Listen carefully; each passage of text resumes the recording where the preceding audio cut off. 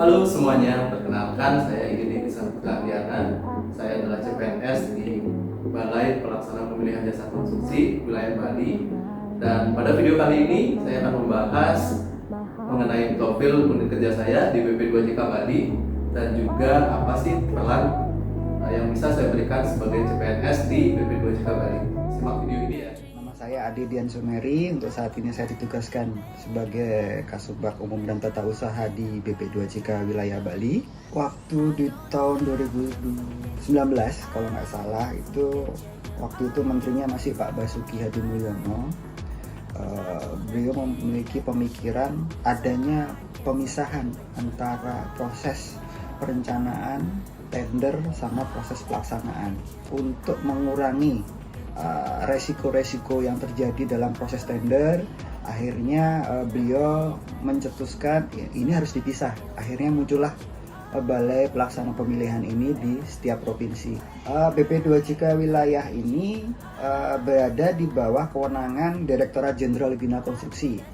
Direktorat Jenderal Bina Konstruksi itu adalah salah satu eselon 1 yang ada di Kementerian Pekerjaan Umum. Kalau secara hierarki, BP2JK wilayah Bali ini di bawah kontrol koordinator Direktorat Pengadaan, tapi bertanggung jawab langsung kepada Bapak Dirjen. BP2JK wilayah Bali ini memiliki struktur eselon yang cukup sederhana karena di sini hanya eselon 3. Kepala balainya kalau di Bali ini Pak Rian Ciptadi, KTU-nya adalah saya. Di mana di bawah tim itu kita punya beberapa tim. Jadi kita punya dari awal kepala balai sebagai ketua UKPBJ, yang kedua ada saya sebagai sekretaris PBJ, habis itu tim pelaksana sebagai proses review, tim Pokja sebagai proses tender, dan yang terakhir ada tim peneliti adalah untuk memberikan saran daripada hasil evaluasi kertas kerja dari tim Pokja. Sesuai dengan Permen Pan RB nomor 32 tahun 2020, Pranata Komputer Ahli Pertama memiliki beberapa tugas, di antaranya di bidang pengelolaan data dan informasi, pengembangan sistem, pengelolaan jaringan, keamanan teknologi informasi, serta dukungan teknis. Berdasarkan tugas tersebut, sebagai CPNS Pranata Komputer, saya dapat berkontribusi melalui inovasi digital, pendampingan teknis kepada pegawai, melakukan backup dan pemulihan data, serta mengotomatisasi proses administratif agar lebih cepat dan efisien.